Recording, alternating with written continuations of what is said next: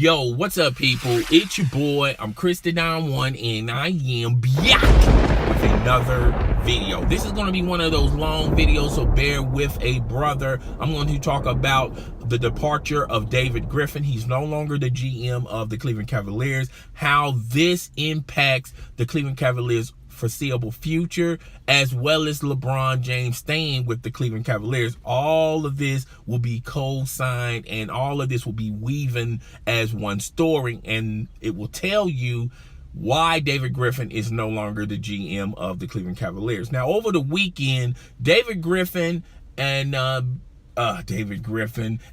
Gilbert had a falling out over the weekend, and basically the falling out was pretty much this detail, that David Griffin had a different perspective on how the Cleveland Cavaliers should pursue the foreseeable future when you're talking about the organization. Dan Gilbert had a different perspective because he wants to make this team look a lot attractive to LeBron James, because LeBron James is going to be a free agent next summer, okay? And that's why they had a falling out. Now, David Griffin, his mindset was, yo, I'm just going to tell Dan Gilbert how I really feel, and it doesn't matter what he thinks, because at the end of the day, if he doesn't like the direction I want to go, then I'm walking, I'm bouncing, because I'm going to be a GM with the Orlando Magic, because the Orlando Magic offered him the GM position over there. So David Griffin had the mindset, hey, look, he either hates it or I walk. Okay, I mean, he either likes it or I walk. All right, I don't know why I said that anyway. He chose to walk. All right, now here's where the sticking point and why these two individuals had issues. David Griffin had a deal worked out where Kevin Love will go to the Phoenix Suns, and the Phoenix Suns will send the Cleveland Cavaliers, I believe they got the 4th or 5th pick in this year's NBA draft. Now, David Griffin was going to turn around and actually draft a player in this upcoming draft, okay? Now, Dan Gilbert wanted David Griffin to take that pick and offer that pick to the Indiana Pacers, where they can get Paul George, and then they will give the Indiana Pacers that particular pick, all right? The same could be said for Jimmy Butler. David Griffin was under the impression that, hey, yo, it really doesn't matter if we either somehow, some way we get Paul George or Jimmy Butler. That's still not going to be enough to compete with the Golden State Warriors. And he was under the impression we should do like the rest of the GMs in the NBA. Wait this thing out, okay? There's a juggernaut over there in Oakland called the Golden State Warriors, and it really doesn't matter how many more pieces we can try to add to the roster. They're not going to be superstar level pieces, and we're still going to have a hard time, or pretty much be in the same scenario like we were this year in the NBA Finals, where we lost, okay? So David Griffin had that impression of the Cleveland Cavaliers organization. Let's draft some good players. We'll also sign a couple of free agents. They may not be superstars, and we just ride this thing out until the Golden State Warriors start losing some of that talent. That's basically the mindset of David Griffin. Dan Gilbert did not want to hear that, did not even want to discuss that, because he knew that if they go that route, then LeBron James is going to walk, okay? LeBron James is trying to chase ghosts, mostly Michael Jordan's ghost, okay? He's trying to win a couple of more NBA chips before he can call his career a wrap, and he's going to retire, all right? So that's why there's a huge issue and a huge discord between Dan Gilbert and David Griffin on that level. Now, LeBron James tweeted out the following. Well, he was on Instagram, and he said the following, that, I didn't know that David Griffin and Dan Gilbert had a falling out, which you knew you knew that they had a meeting with one another, and you also knew the direction David Griffin wanted to go. Now, LeBron James sort of had a falling out slightly with David Griffin because LeBron James wanted Carmelo Anthony to join the Cleveland Cavaliers because LeBron James felt like they needed more points. They needed a scorer, another scorer that they can depend on, and he can rest why Carmelo Anthony would continue to be on the court, and the offense will not struggle with LeBron James on the bench. Okay, sounds like a decent idea, but however, David Griffin had the mindset of, why we're going to swap. Why are we going to give away? We're pretty much going to be giving away Kevin Love for Carmelo Anthony. Yes, Carmelo Anthony can help us on the offensive end, but that's pretty much all Carmelo Anthony can do. He's not going to help you on the rebounding. He's not going to help you on the perimeter defense.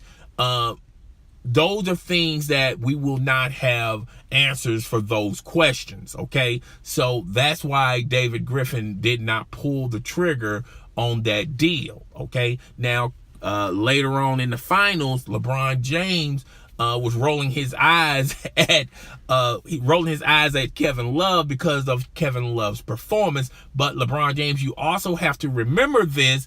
The offense is pretty much set up. You're ball dominant. You're an ISO player. Kyrie Irving's an ISO player. So the rest of the individuals on their squad is pretty much setting up for either a shot or setting up for a pick. That's pretty much how the offense runs in Cleveland. And when you compare that offensive style to the Golden State Warriors, when you have a Kevin Durant, a Steph Curry, a Klay Thompson, they can pretty much move around the court without the ball, okay? Those guys are not ISO shooters. Those guys are pure jump shooters, okay? So they don't necessarily need the ball to be productive in the offense, okay? And David Griffin saw that, okay? And David Griffin had the impression that it really doesn't matter if we get a Paul George, we're still going to have a problem with the Golden State Warriors, because if we get Paul George and the Indiana Pacers get Kevin Love, then who's going to get the rebounds for the Cleveland Cavaliers? The only person that was really doing that was Christian Thompson, and you saw his performance this year. He was struggling on the rebounding department, okay? So now that's going to be a real serious problem with the Cleveland Cavaliers. Yes, Paul George can help on the perimeter, trying to guard Kevin Durant, Klay Thompson, maybe Steph Curry, but still you would address some problems, but then you'll have more problems. You understand what I'm saying? So that's why David Griffin was kind of hesitant on the Paul George factor. Now with the Jimmy Butler factor, to me, Jimmy Butler is good, but even if you add Jimmy Butler to the Cleveland Cavaliers are still going to run into the same scenario again. And now they're going to have even more problems to address. You don't have a rebounder.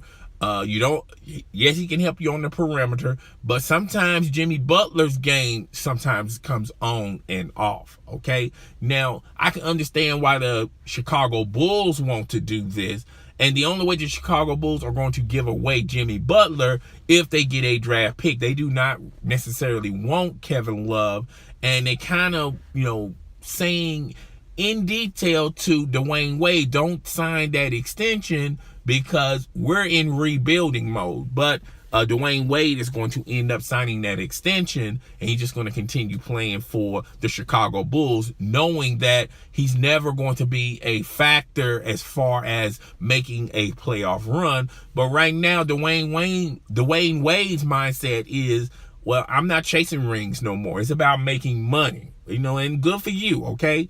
And ultimately, I see this, and you heard this first from me. I see LeBron James leaving the Cleveland Cavaliers, and he may go back to the Miami Heat. Now, just wait a minute before you guys start commenting away. I think he has a decent relationship with Pat Riley, and Pat Riley would not be all he wouldn't be offensive or defensive of allowing LeBron James to come back to the Miami Heat, okay? And Pat Riley is pretty much winding down his career with the Miami Heat, and chances are they're going to get someone else to do Pat Riley's job.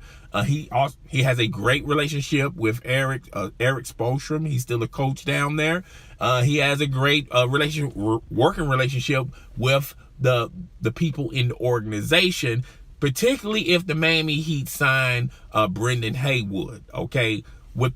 And you add him with the roster that they already have, Whiteside, they drafted him. That's an attractive team that LeBron James can go to, and he will most likely sign the league minimum to be on a squad like that. Now, the other scenario is, and this is a high possibility, I'm not saying that it's going to go down this way, you could possibly see LeBron James have the mindset and the approach of, well, if he can't beat him, join him. He may go to the Golden State Warriors on the cheap. Now, the Golden State Warriors are going to probably get rid of they're going to have to get rid of Draymond Green, because they pretty much play the same position, and they can trade away Draymond Green to get more assets, to get more picks, to improve the roster for the foreseeable future, okay? So that too is a possibility. Now, the San Antonio Spurs, I really don't see that with the San Antonio Spurs, because the way how the San Antonio Spurs are structured, LeBron James loved the San Antonio Spurs from the outside going in, but joining that organization is going to be a different thing, and he's not going to be able to run roughshod with the San Antonio Spurs, okay? And that's one of the reasons he went back to Cleveland, because he wanted to have some type of control. Now, if he goes back to Miami, he will pretty much have the same type of situation when he was with Miami in his first stint.